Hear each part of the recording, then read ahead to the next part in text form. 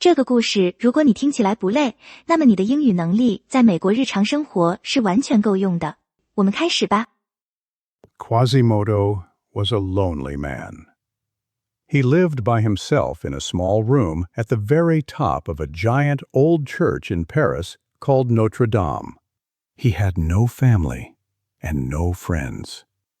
Every morning he woke up early to do his hard job. He was the bell ringer. His arms were thick like heavy tree branches.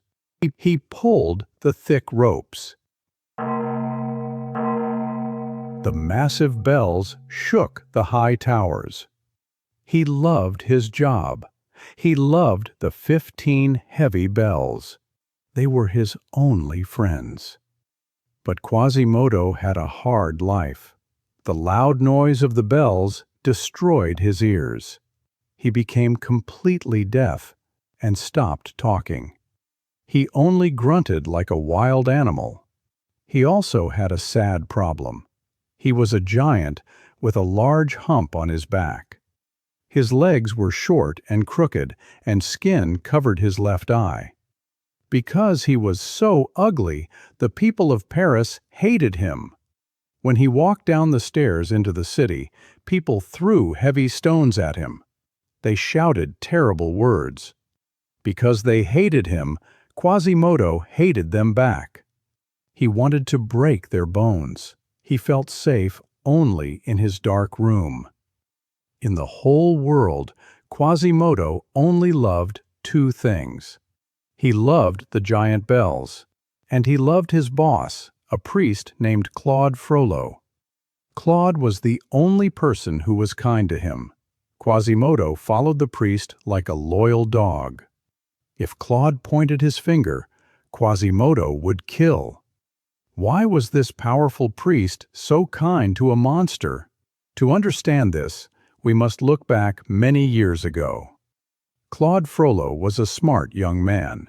A terrible sickness killed his parents in a single day. Claude was left alone with his baby brother. He promised to spend his life protecting the baby. One cold Sunday morning, Claude walked out of the church. He saw a wooden bed where people left unwanted babies. He looked down and saw a crying, ugly monster. It was baby Quasimodo. A crowd of angry women stood around the baby. They screamed and said the baby was a devil. They wanted to throw him in the river. Claude thought of his own little brother. He felt a sharp pain in his heart. So he pushed the angry women away and picked up the heavy child to save him. Years went by. Claude was a powerful leader in the great church. People thought he was a holy master. But Claude had a dark secret. Deep inside the church, he secretly studied dark magic. He stared at fires in the dark and wanted to know the secrets of life and death. While Quasimodo hid in the church and his master studied in the dark, Paris was changing. The change began with a girl. Her name was Esmeralda. She was a 16-year-old gypsy, a poor girl who traveled around to dance and perform. But she was not born a gypsy. When she was a baby, she was stolen from her real mother. She only had one clue: a tiny baby shoe tied around her neck. She hoped one day this little shoe would help her find her real mother. She lived with the beggars and thieves in the dark parts of the city.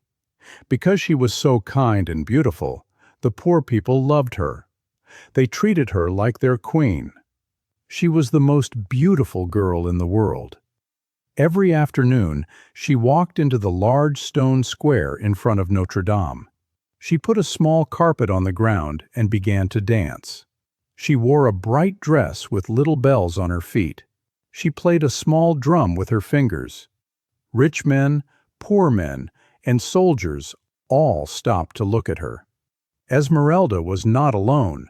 She had a smart little white goat. The goat could do magic tricks. It could tap its foot to tell the time. It could push wooden blocks with its nose to spell names.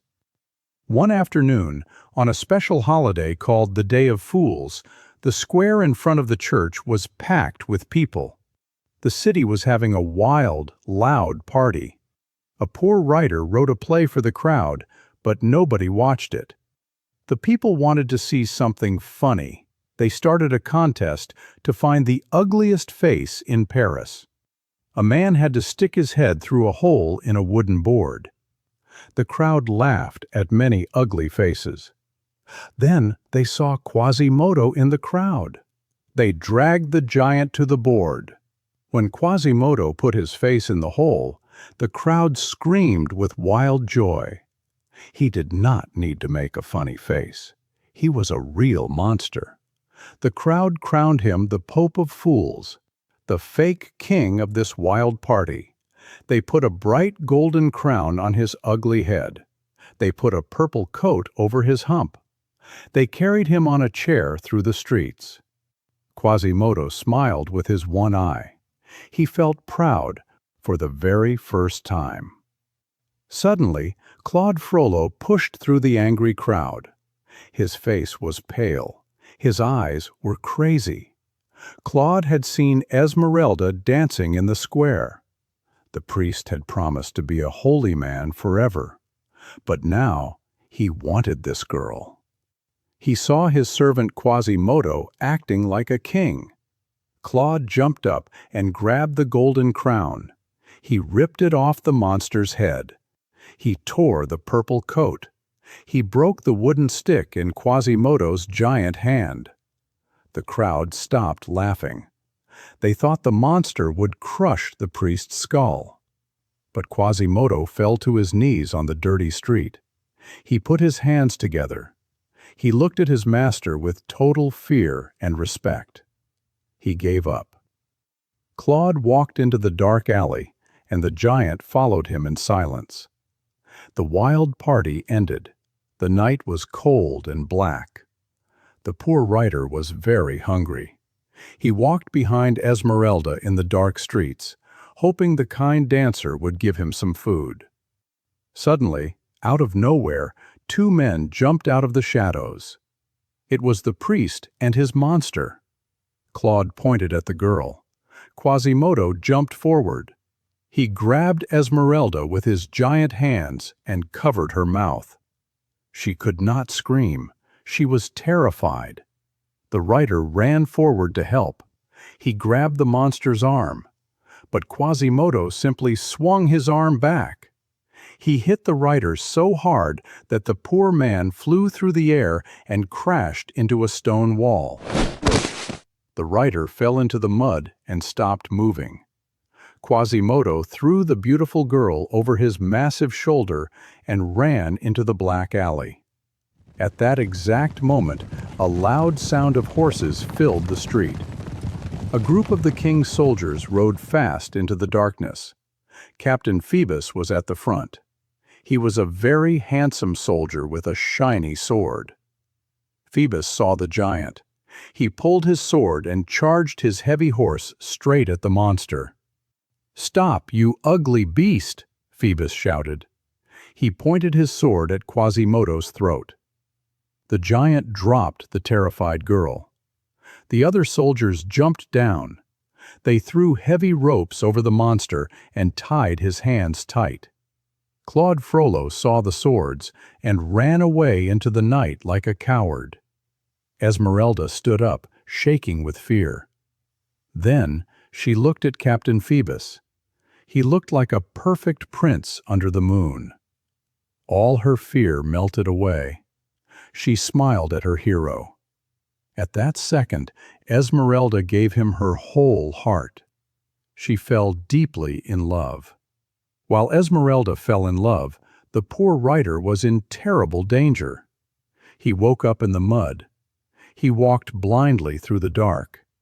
He entered the city of thieves, a dark place where all the beggars and killers of Paris lived. They saw the writer and grabbed him. They pulled him in front of their cruel leader. The leader laughed. "You are an honest man in the city of thieves," the leader said. "The punishment is death by hanging." The beggars put a rough rope around the writer's neck. "But we have one law. the leader shouted to the crowd. "If a woman here marries you, you can live. Who wants this poor writer?" The women laughed and spit on the ground. Nobody wanted him. He was going to die. Then Esmeralda stepped out of the dark crowd. She remembered the writer. He was the only person who had tried to save her from the monster earlier in the alley. She had a very kind and grateful heart. She looked at the rough rope around his neck. It meant certain death. She looked at the leader. "I will take him," she said. The leader smiled and gave her a clay jug. Here, breaking a jug meant you agreed to marry. "Throw it," he said. Esmeralda smashed the jug on the stone floor. The jug broke. "You are married," the leader said. "Take off the rope." The writer followed Esmeralda to her small room. He thought he had a real wife. But when they walked inside, she pulled out a sharp knife. "Do not touch me," she said with angry eyes. "I married you to save your life. We are not lovers. Go to sleep on the floor." The writer sighed and went to sleep while she fed her little goat. The next day, Quasimodo was punished for attacking Esmeralda. He was taken to the center of the city. He was pushed onto a high stone stage called the pillory. The guards pulled off his shirt. They tied his massive arms to a heavy wooden wheel. Thousands of people came to watch. The executioner, the man whose job was to punish criminals, raised a thick whip. He hit the monster's back. Blood fell on the wood. The man whipped the giant 20 times, 30 times, 40 times. Quasimodo did not scream. He only looked at the blue sky. The crowd cheered. Because they hated him, they threw heavy stones and garbage at his ugly face. The whipping stopped. The guards left Quasimodo tied to the wheel under the burning hot sun. He was bleeding badly. His mouth was dry like sand. "Water," the monster cried in a terrible voice. "Give me water." The crowd just laughed at his pain. "Drink your own blood," a man shouted. Quasimodo grew angry. He pulled against the thick ropes, but they held him tight. Then the crowd opened. Esmeralda walked up the wooden stairs. Quasimodo saw her. He remembered he had tried to kidnap her. He thought she came to hit him. So he pulled his head back and showed his yellow teeth like a trapped wolf. But she did not look angry.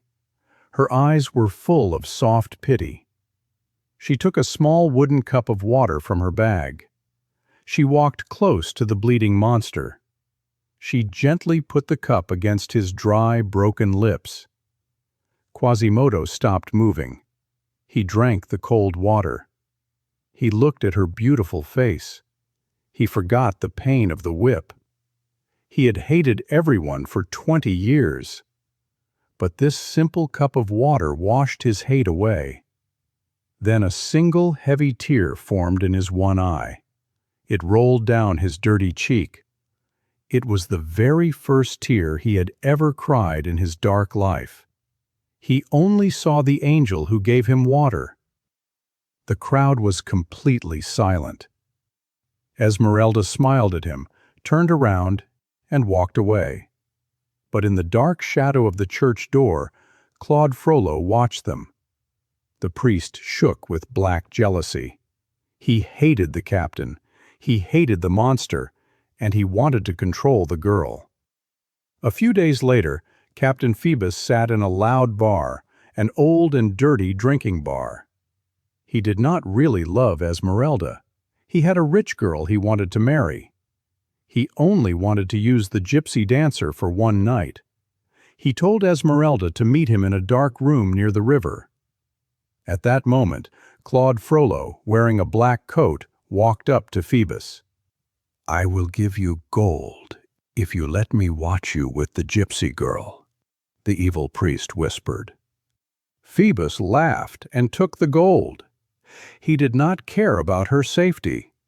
Phoebus and Claude went to the room. The evil priest hid inside a wooden closet. Soon, Esmeralda knocked on the door. She ran into the room and kissed the handsome captain. "Do you love me?" she asked. "Will you marry me?" Phoebus smiled his fake smile. "Yes, I love you," he lied. He kissed her neck and unbuttoned her dress. Inside the closet, Claude Frollo watched through a crack in the wood. He touched the heavy dagger in his pocket. He saw the girl he loved kissing a soldier. He could not stay quiet. He did not care about hell anymore. He pushed the door open without a sound. He sneaked up slowly from behind. He held the sharp dagger high in the dark. The metal flashed.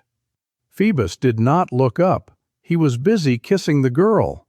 Then, with all his dark hate, Claude stabbed the captain deep in the back. Phoebus screamed and fell onto the bed. Esmeralda saw the terrifying face of the priest in the dark. She screamed and fainted on the floor. Claude Frollo climbed out the window and ran away into the night. He left Esmeralda to take the blame. When the city guards broke down the door, they found the bleeding captain and the unconscious girl. They saw her small knife on the floor. So, they arrested her for murder. Soon after, the judges held the trial in a cold room. The trial was a cruel joke. The judges did not care about the truth. They wanted to burn a witch. Esmeralda cried. "I am innocent," she begged. "A priest did it." The judges just laughed. They brought her little goat into the room to trick her. "This goat is a demon," the head judge said. He put the wooden blocks on the floor. "Spell the name of the man you love," the judge ordered. The goat pushed the blocks with its nose. It spelled P-H-O-E-B-U-S. The crowd gasped loudly. The judge asked the goat the time. The goat tapped its foot 7 times. "This is black magic," the judge shouted. "The girl is a witch." They took her to a dark underground prison. They put her small feet into iron boots and turned a heavy screw. The iron crushed her bones. The pain was terrible. "Stop!" she screamed. "I am a witch! I killed him! I will say anything!" Because she confessed, they stopped the torture. She lay on the cold floor, completely broken, crying and shaking. The judges did not care about her tears. They got what they wanted. They sentenced her to hang by her neck until dead. The night before the hanging, Esmeralda sat in the dark prison. The iron door opened. Claude Frollo walked in. He fell on his knees. His face was crazy and wet with tears. "I stabbed him," Claude cried. "I did it for you. Choose me and live." She looked at his crying, crazy face. He could unlock the iron door. He could save her life. But to her, the dark prison was better than his love. Esmeralda pulled her body away from him in disgust. "You are a terrible demon," she spit. "You killed the man I love. I choose death." Claude's face turned hard like stone. "Then you will die tomorrow," he said, and he walked out. The long, dark night finally ended. The sun rose bright over Paris. A huge crowd stood in the square. A tall wooden gallows, a deadly frame for hanging people, waited for her. The guards pushed Esmeralda up the wooden steps. She wore a thin white dress. Then she looked up at a beautiful house across the square. It was Captain Phoebus. He was alive. The knife had not killed him. It had missed his heart. He was standing next to his rich future wife. "Phoebus!" Esmeralda cried out. "Save me!" Phoebus looked down at her. He felt embarrassed. He did not want his rich friends to know he slept with a gypsy witch. So he turned his back and walked inside the house. He was her hero. She had almost died for him. Now, he did not even look back. Her heart did not break. It turned to ice. She closed her eyes. The executioner, the man whose job was to punish criminals, put the thick, rough rope around her beautiful neck. Suddenly, a massive shadow fell from the sky. Quasimodo swung down on a long, thick rope from the high balcony of Notre Dame. He crashed onto the wooden stage and kicked the executioner in the chest. With his giant fists, he hit the two guards. He grabbed Esmeralda in one arm and the swing rope in the other. The thick rope pulled them both high into the air. They landed safely on the stone balcony of the church. Standing high above the crowd, he lifted the girl above his head. He screamed the holy word of the church. "Safe! She is safe!" The crowd went wild. They cheered for the monster. The law of the church said the king's guards could not enter. She was safe here. Quasimodo carried her deep into a small room in the dark towers. He gave her a soft bed and fresh food. Because he knew his face was a nightmare, he never looked directly at her. He placed the food on the floor and turned his huge back. "Thank you," she whispered. He could not hear her, but he saw her soft eyes. He gave her a small silver whistle. "Blow this if you need me," he said. "I am deaf, but I will hear this sound." Every night, the giant slept on the cold stone floor outside her door to protect her. One night, Claude Frollo used a secret key to unlock the tower door. He crept into Esmeralda's room. He threw himself onto her bed. He grabbed her arms and tried to kiss her. She woke up and screamed. She fought the crazy priest. She grabbed the little silver whistle and blew it hard. Quasimodo jumped from the floor outside. He ran into the dark room. He grabbed the attacker by the neck. He lifted the man into the air and got ready to smash his head against the wall. Then, the moonlight hit the man's face. Quasimodo froze. It was his beloved master. Quasimodo dropped his hands. He fell to his knees in confusion. Claude kicked the monster in the face and ran away. Quasimodo looked at the crying girl. He finally understood the truth. His holy master was a monster, and he, the monster, had to be the holy protector. A few days passed, and the judges grew angry. They passed a new law to cancel the church sanctuary. They decided to send soldiers to drag her out. Claude Frollo heard this news. He went to the city of thieves. He found the writer. He lied to him. "The king is coming to kill her tonight," Claude said. "Go tell the beggars. Tell them to attack the church and rescue their queen."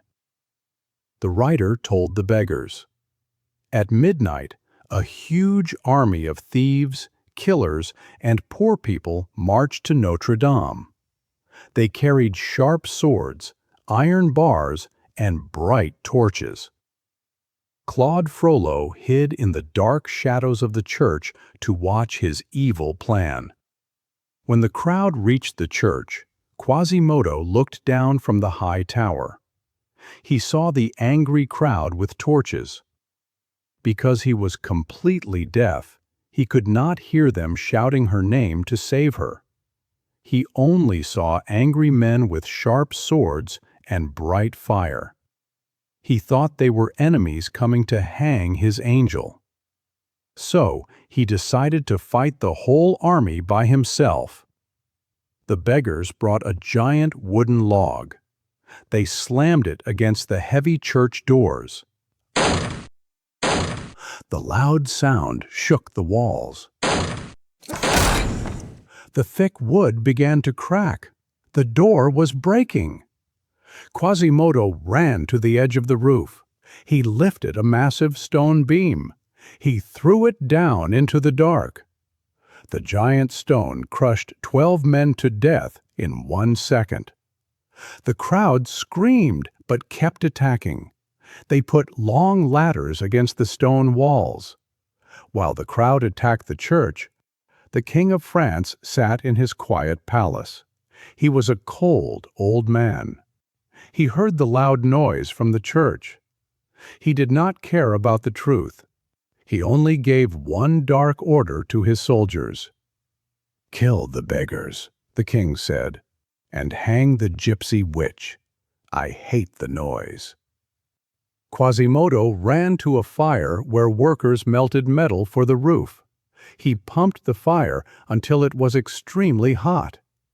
He took a huge iron bucket. He poured the boiling hot metal down from the stone roof. The hot red metal fell like deadly rain onto the men on the ladders. It burned through their skin. The men screamed in terrible pain and fell to the ground. Then a wild young man climbed up the wall. Quasimodo did not know this man. But Claude Frollo, watching from a dark balcony, knew him. It was Claude's younger brother. The priest had raised him, but the boy became a bad man who joined the beggars. Quasimodo grabbed the young man's legs. The giant swung him like a heavy club. He smashed the young man's head against the hard stone wall. Claude watched his own brother die. His last piece of humanity broke. The loud noise of the battle terrified Esmeralda. She ran out of her safe room and hid in a dark corner of the church. An old, crazy woman sat there in the shadows. The woman hated gypsies. She grabbed Esmeralda's dress to turn her over to the soldiers. The girl cried and pulled out her tiny baby shoe. The old woman froze. Her hands shook. She pulled out a matching tiny shoe. "My daughter!" the old woman screamed with tears of joy. But the joy only lasted 1 second. Claude Frollo and the poor writer snuck through the dark church and found them. "Come with us," the writer said. "We have a boat." The mother tried to hold her child, but Claude grabbed Esmeralda with his cold hands. He dragged the girl away from her mother's arms. The old woman fell to the stone floor, her heart broken forever.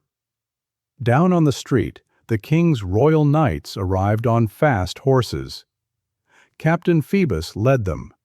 The heavily armed knights used their long spears to kill the beggars in the street. While the battle happened outside, Claude and the writer took Esmeralda to a small boat across the dark river.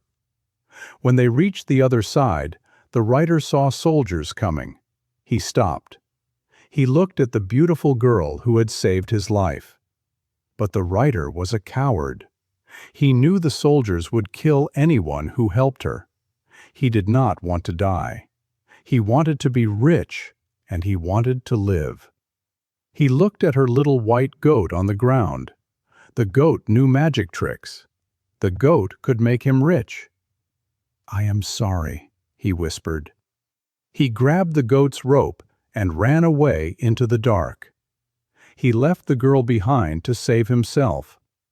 Claude grabbed Esmeralda's arm tightly. He pulled her to the great public square.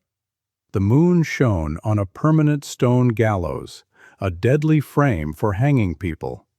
The hanging ropes swung in the cold wind. Claude took off his black hood. His eyes were wide with total madness. "Look at it," he whispered. "The soldiers are coming behind us. I can hide you. I can save you right now. Choose me or choose the rope. Give me your love or give your neck to the executioner." Esmeralda looked at the rough rope swinging in the night air. It meant a broken neck and dark death. Then she looked at the priest's pale, cold hands. They meant a life with a true monster. "I choose the gallows," she yelled with all her strength. "I would rather die than let a bad man like you touch me." Claude's face twisted with hate. "Then die!" he screamed. He dragged her to the soldiers near the watchtower. "Here is the witch," he told them. "Hang her." He turned and walked away into the shadows. The sun rose bright over Paris. Quasimodo ran through the church. The beggars were gone. The room was empty. He screamed her name. He climbed to the very top balcony of the highest tower. He looked across the river. He saw a crowd standing around the gallows. He saw Esmeralda in her white dress standing on a wooden ladder. He saw the executioner tie the thick rope around her beautiful neck. Then the man kicked the ladder away. Esmeralda dropped. She stopped moving. She hung dead in the bright morning sun. Quasimodo could not breathe. He heard a sound behind him. Claude Frollo stood on the same balcony. The priest was watching the dead girl swing on the rope. A terrible, evil smile stretched across Claude's pale face. The priest began to laugh a crazy, deep laugh. Quasimodo looked at the laughing priest. This man had fed him. This man was his master. Then he looked across the river at the gallows. He saw the girl who gave him water. He saw the only beautiful thing in his world hanging dead in the sun. His heart was completely broken. He stopped thinking. He stopped crying. He only felt pure, terrible hate. The priest laughed louder, but Quasimodo was completely silent. Without a single sound, the monster charged like an angry bull. He hit Claude with his massive body. He grabbed the priest and pushed him hard over the edge of the high stone wall. Claude screamed as he fell. He grabbed a metal pipe on the side of the church. He hung there, screaming for help. Quasimodo stood on the edge and looked down with cold eyes. The priest's fingers slipped. He fell hundreds of feet. He hit the hard stones below and never moved again. He was dead. Quasimodo stood at the top of the tower. He looked at the dead priest below. He looked at the dead girl hanging across the river. He raised his heavy head to the sky. He let out a long, terrible scream of sadness. "That is all I ever loved," he cried into the empty wind. 2 years later, workers went into a dark underground cave for dead criminals. The cave was full of old bones. In a dark corner, they found something strange. They found a woman's skeleton. Wrapped tightly around her were the long, heavy bones of a giant man. There were no broken bones on the man. He had walked into the dark cave, held the dead girl, and starved himself to death, just to be with her. A worker reached down to pull the giant skeleton away from the woman. The second he touched the bone, the giant bones fell apart. The woman's bones fell apart too. In 1 second, both bodies turned completely to white dust. The wind blew into the dark cave, and the dust blew away together. 太棒了，你把故事听完了，你离英语自由又近了一步。欢迎加入频道会员，支持频道发展。会员可获得影片的中英文对照学习资料、跟读练习视频、影片、MP3 文件等福利。这里是像学母语一样学英语频道，我们下个视频见。